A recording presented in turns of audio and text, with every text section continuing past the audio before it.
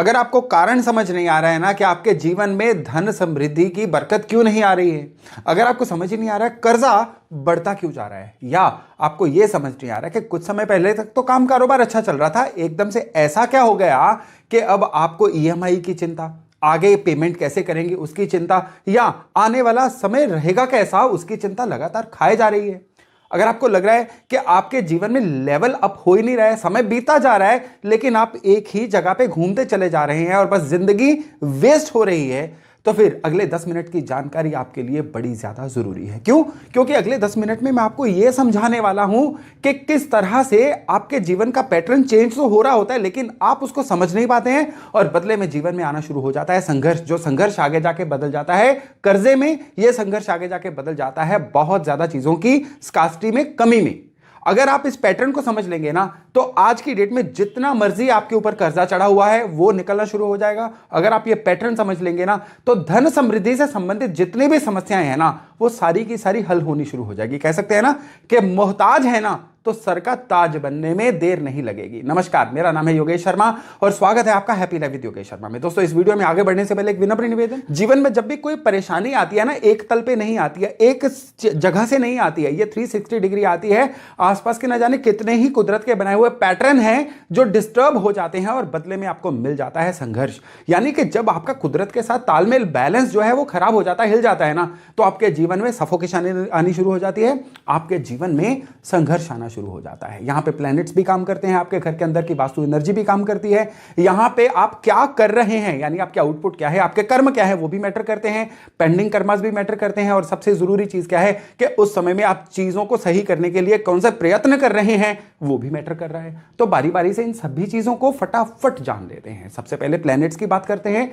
Planets में याद रखिएगा, वैसे तो 9 ग्रह हैं, हर ग्रह का आपको प्रॉस्पेरिटी देने में, आपके जीवन को तरक्की देने में अपना अपना योगदान है। जैसे कि सूर्य जब प्रॉस्पेरिटी देते हैं तो ये गुडविल के थ्रू देते हैं, चंद्रमा जब प्रॉस्पेरिटी देते हैं तो ये आपने जो भी पुण्य कर्म कमाए होते हैं उनके थ्रू देते हैं। मंगल जब भी प्रॉस्पेरिटी देंगे समाज या साथियों के सहयोग से देंगे। बुध आपकी बुद्धि से आपको जीवन में प्रॉस्पेरिटी देंगे। गुरु आपके नॉलेज बेस और आपकी सीखी हुई चीजों से आपके जीवन में समृद्धि लेके आएंगे। शुक्र जब भी प्रॉस्पेरिटी लेके आएंगे ना, ये आपने जितनी नेटवर्किंग बना रखी है ना, या जितना आपने लोगों के मन में अपनी इमेज बना रखी है, उससे आपके जीवन में प्रॉस्पेरिटी लेके आएंगे। शनि आपको प्रॉस्पेरिटी देंगे लगातार काम करने की और मेहनत करने की कला से।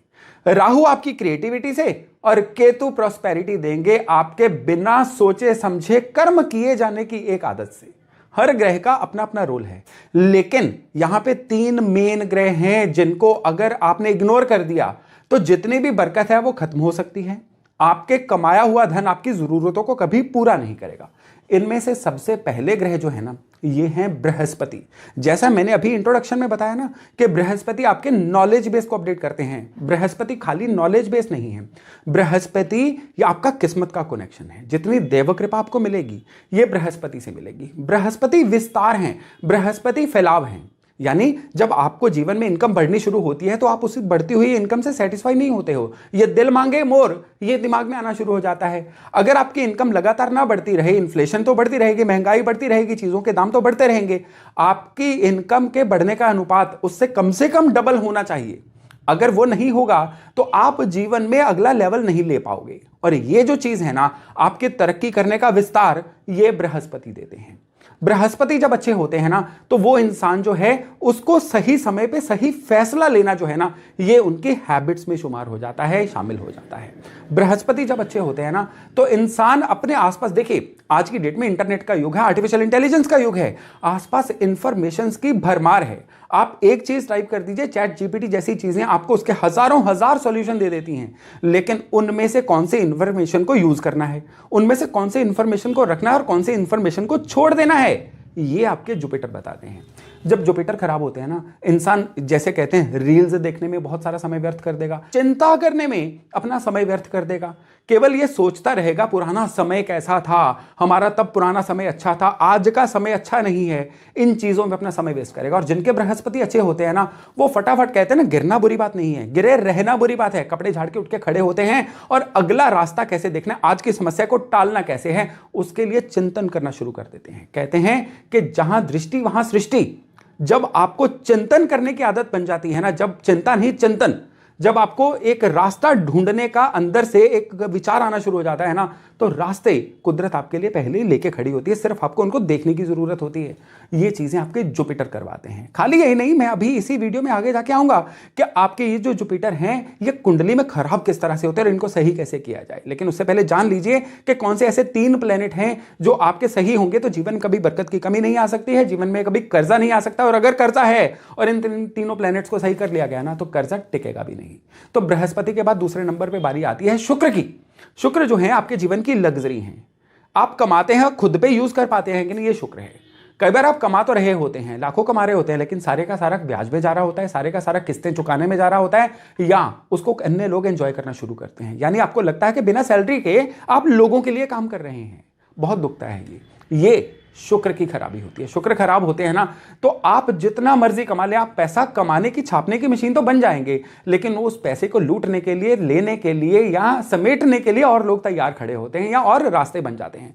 खराब शुक्र वालों के साथ क्या होता है, पैसा आने का रास्ता एक होता है लेकिन जाने के रास्ते 11 पहले ही तैयार होते हैं, और इस तरह से उनकी मनी की लीकेज होती है कि टिकता ही कुछ नहीं है। उनके चेहरा भी उतरा हुआ रखता है, उनको उनके आचार व्यवहार से भी हमें पता चल जाता है कि इनके शुक्र खराब है। खराब शुक्र वालों की लोगों से भी ज्यादा नहीं बनती है, ना जीवन साथी से बनती है, ना अपनी सराउंडिंग से बनती है, और इसी ना बनने की वजह से भी वो जीवन में पीछे रहना शुरू हो जाते हैं। और जब जरूरत होती है ना, ये लोगों के काम तो आ जाते हैं लेकिन लोग इनके काम नहीं आते हैं। ये शुक्र की खराबी होती है। खराब शुक्र जब होंगे, इसको सही करना उतना ही जरूरी है जितना बृहस्पति के लिए मैंने बताया था। अब शुक्र के बाद बारी आती है चंद्रमा की। चंद्रमा हमें पता है तन मन धन है, लेकिन चंद्रमा के इसके अलावा एक बड़ी विशेष खासियत होती है, वो ये होती है कि लगातार आपके पास पैसे की आय चलाई रहे, आपके पास उपलब्ध कैश जो है ये हमेशा बना रहे, आपको अपनी देनदारियों को चुकाने के लिए कभी और कर्जा ना लेना पड़े, कर्जा चुकाने के लिए कर्जा ना लेना पड़े, अपना कर्जा आप कमाई करके चुकाओ, इसका निर्धारण जो है ना ये चंद्रमा करते हैं। अब देखिए, जीवन से आपका रिलेशनशिप खराब हो गया, आपके डिसीजन खराब हो गए, या एक कर्जा चुकाने के लिए और कर्जा लेना पड़ गया, तो कहां से प्रॉस्पेरिटी आएगी, कहां से समृद्धि आएगी, कहां से आप मोहताजियत से सर का ताज बनोगे। ये सारी चीजें जो हैं ये 3 प्लेनेट अपने आप में पूरी तरह से डिसाइड करते हैं। और सबसे बड़ी बात क्या है कि चलते चलते ये खराब कैसे होते हैं, इसी वीडियो के अंत में मैं आपको बताऊंगा, लेकिन उससे पहले हम बात कर लेते हैं आपके कुंडली में एक अन्य एस्पेक्ट की, और वो एस्पेक्ट है आपका धन त्रिकोण। पहले भी मैं बता चुका हूं कि आपकी कुंडली का दूसरा, छठा और 10वां घर, दूसरा घर आपके संचित धन का, छठा घर है आपके जीवन में वो वाले फैसले या वो वाली अपॉर्चुनिटीज जो जीवन में आपको एकदम से झटके से बाकियों से आगे ले जाएंगी, और 10वां घर है कि जो कर्म आप करेंगे जिसकी वजह से आपको धन आएगा और वो धन फिर से एक संचित धन में कन्वर्ट होगा। तो ये एक सर्कल भी बन जाता है, इसको आप ट्रायंगल भी कह सकते हैं। तो ये आपका धन त्रिकोण है। खाली यही नहीं, आपके बर्थ चार्ट में आपकी वृष राशि, आपकी कन्या राशि और आपकी मकर राशि, ये जिन ग्रहों के साथ हैं या कुंडली में जहां पे भी बैठे हुए ना, ये आपका धन त्रिकोण बनता है। ये मैंने आपको बहुत राज की बात आपको बता रहा हूं।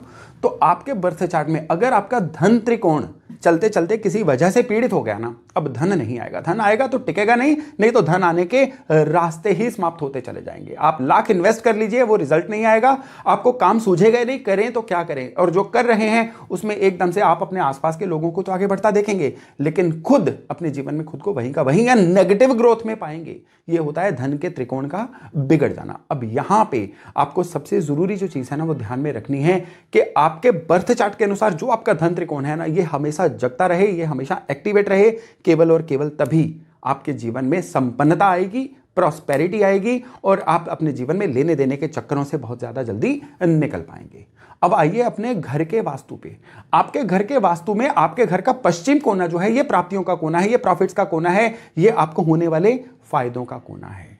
आपके घर के पश्चिम में कोशिश करिए आपकी तिजोरी घर के पश्चिम में रखी गई हो, नहीं तो घर के पश्चिम में सिंबॉलिकली आप कोई गुल्लक रख लीजिए, आप कोई किसी भी तरह का धन संग्रह करने का कोई भी आइडिया जो है ना घर के पश्चिम में रख लीजिए। और खाली यही नहीं, आपके घर का जो फायर प्लेस है ये भी बहुत ज्यादा बढ़िया रहना चाहिए। आपकी रसोई जैसी है जहां पे है वो बात की बात है कि किस एंगल पे है, आपकी रसोई पूरी चार्ज अप रहनी चाहिए। आपके घर की रसोई जो है इसके अंदर किसी भी तरह का कोई भी गंदगी या खराबी नहीं होनी चाहिए। और सबसे विशेष बात है आपका सोना सोने का स्थान। देखिए 7-8 घंटे जो है एक दिन में आप अपने बेडरूम में सोते हैं, उस जगह की एनर्जी जो है वो आपके बॉडी को प्रभावित करती है, आपके मन को प्रभावित करती है, फिर आपके फैसलों को, और आपके फैसले आपके धन को प्रभावित करते हैं। और अगर आप अपनी कुंडली के अनुसार वाली दिशा में नहीं सो रहे हैं तो ये चीज़ जो है ये आने वाले समय में आपके धन के लॉस का कारण बन सकती है। इस पे मैं विशेष तौर पे एक डिटेल्ड वीडियो आने वाले समय में लेके आऊंगा, लेकिन फिलहाल इतना सोच लीजिए कि आपका जो बेडरूम है ये आपके बर्थ चार्ट के अनुसार अलाइंड होना चाहिए। नहीं तो आप जितने मर्जी उपाय कर लीजिए, 50% से ज़्यादा उनका रिजल्ट नहीं आएगा। और अब सबसे अंत में बात करते हैं कि वर्तमान में जो समय चल रहा होता है ना, यानी स्लो ग्रह राहु केतु गुरु और शनि। देखिए शनि 2.5 साल तक एक राशि में रहेंगे, गुरु 1 साल तक एक राशि में रहेंगे, और राहु केतु 1.5 साल तक एक राशि में रहेंगे। तो 1 साल से मोटे मोटे 2.5 साल तक ये जो बड़े 4 प्लेनेट हैं ना, ये आपके जीवन को बहुत प्रभावित करते हैं। चलते चलते ये जिस भी एंगल में आ गए और इन्होंने अगर आपके धन त्रिकोण को बिगाड़ दिया, आपके गुरु शुक्र और चंद्रमा इनको भी बिगाड़ दिया, तो फिर आपकी प्रॉस्पेरिटी कैसे हैम्पर होगी आपको समझ भी नहीं आएगा। और विशेष तौर पे आपकी जो भी उस समय पे दशा अंतर दशा चल रही है, अगले 5 से 7 साल तक वो चेक कर लीजिए। अगर वो दशा भी आपके धन त्रिकोण को बिगाड़ रही है, या फिर वो दशा जो है ये आपकी कुंडली में आपके जो भी प्रॉस्पेरिटी देने वाले प्लैनेट्स हैं उनको बिगाड़ रही है ना, तो फिर आपको जीवन में जो भी आपके एफर्ट्स होंगे ना, ये बैंक की पासबुक में या आपके बैलेंस शीट में दिखाई नहीं देंगे, बल्कि दिखाई देंगे आपकी देनदारियों में। बहुत सिंपल लेकिन बहुत गहरी बातें हैं, इनको याद रखिए। और अब जाते जाते इन गुरु, आपके शुक्र और चंद्रमा, इसको सही कैसे किया जाए। गुरु को सही करने के लिए एक बड़ा सिद्ध उपाय है और इसका कभी कोई साइड इफेक्ट नहीं है। आप गुरुवार वाले दिन पीली दाल, बेसन या पीला कपड़ा किसी भी मंदिर में डोनेट करते रहिए, इष्ट के आगे रखते रहिए। इसको हर साल में 11 गुरुवार करते रहिए। गुरु के बहुत सारे जो कष्ट है ना, इससे खत्म हो जाते हैं। और शुक्र के लिए एक हमेशा के लिए सिद्ध उपाय है कि पहली बात तो है प्रेजेंटेबल बन के रहिए। अपनी सराउंडिंग को, इवन बेडरूम से लेकर वर्क प्लेस तक, हर जगह को ऑर्गेनाइज रखिए। इवन अपने ड्रॉर्स को भी साफ सुथरा रखिए और गाय की सेवा करते रहिए, गाय को ज्वार के दाने खिलाते रहिए। शुक्र एकदम से बढ़िया होने शुरू हो जाएंगे। और चंद्रमा के लिए अपनी माताजी का आशीर्वाद लीजिए, और अगर माताजी नहीं है तो माताजी के नाम पे कोई ना कोई डोनेशन करते रहिए। और विशेष तौर पे सभी के लिए जो आपके पास ज्ञान है ना, लोगों में बांटिए, हेल्पफुल रहिए। ये चंद्रमा का बहुत बड़ा उपाय है। ये उपाय आप करेंगे ना, आपके गुरु शुक्र चंद्रमा तीनों सही होंगे। और बाकी जैसा मैंने आपको बोला कि घर के अपनी सराउंडिंग में भी आपको वो रिक्वायर्ड चेंजेस लेके आने हैं, जिससे आपका धन त्रिकोण हमेशा एक्टिव रहे। इतना भर कर लीजिए। इससे क्या होगा कि आपके जीवन में धन की बरकत नहीं खत्म होगी, कर्जा नहीं चढ़ेगा, और कर्जा अगर चल रहा है ना तो उसके निकलने के योग भी बन जाएंगे। तो दोस्तों, ये जानकारी मैं आशा करता हूं कि आपके धन समृद्धि के मामले में आपको जीवन में बाकियों से कोसों आगे लेके जाएगी। तो आज का वीडियो, आज की चर्चा यहीं तक थी। बहुत जल्द मिलते हैं नए टॉपिक, नए विषय के साथ। तब तक अपना खूब ध्यान रखिएगा। नमस्कार।